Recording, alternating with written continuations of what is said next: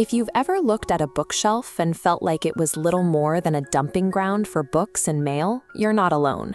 Most of us use shelves for storage, but we often want them to look like the curated displays we see in design magazines.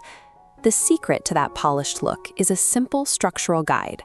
By laying a 3x3 grid over the front of any shelf, we can map out exactly where the eye wants to travel. To use this guide, you first need to see the shelves clearly. It's nearly impossible to visualize a new arrangement when you're still fighting against the old one, so start by taking everything off. Once the shelf is bare, sort your items into piles. Put your books in one spot, your plants in another, then gather your framed art and smaller decorative objects. Starting with this blank canvas allows you to see the shelves as a set of physical coordinates. This shift in perspective is what lets you build a display from the ground up. Look at the 4 inner grid intersections. These are the sweet spots where your eyes naturally settle. We use these for our anchors, your largest, heaviest pieces, like an art print or basket. Placing them here gives immediate balance. You might be tempted to put these anchors in a straight line or mirror them, but that feels overly staged. Instead, place anchors in a zigzag pattern. A large vase top left, the next item middle right, the third bottom left. This path guides the eye across the entire display. It creates a sense of movement, making the shelves feel like a gathered collection, rather than something set up all at once. Now we can add the books. Most people simply line them up vertically, side by side, until the shelf is full. But books can also serve as foundations. Try stacking 2 or 3 books horizontally to create a small platform. This elevates smaller objects and gives them more presence. For vertical books, group a small set together and use a heavy, sculptural bookend to hold them in place. This adds a decorative element right where the row ends.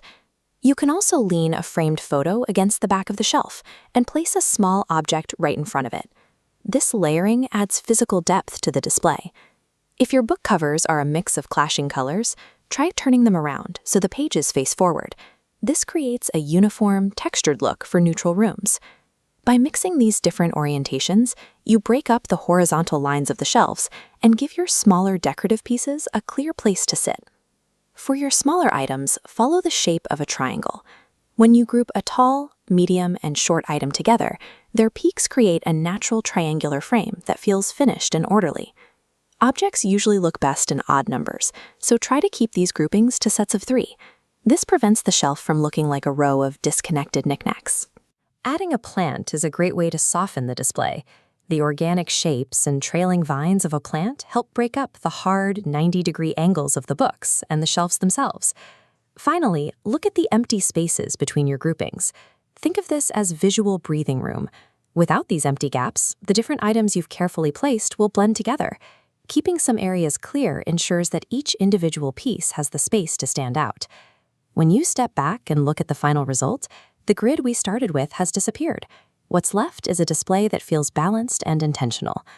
By clearing the space, using the zigzag pattern, and leaving visual breathing room, you've turned a storage unit into a curated gallery. A styled shelf doesn't have to stay the same forever. It can change and grow as you find meaningful items to add to your collection. These structural guides aren't meant to limit your style. They simply provide the framework to show off the objects that reflect who you are. Be sure to check out our Instagram feed and website as well. We can be found at www.comewhatmayhomedecor.com. Until next time, come what may.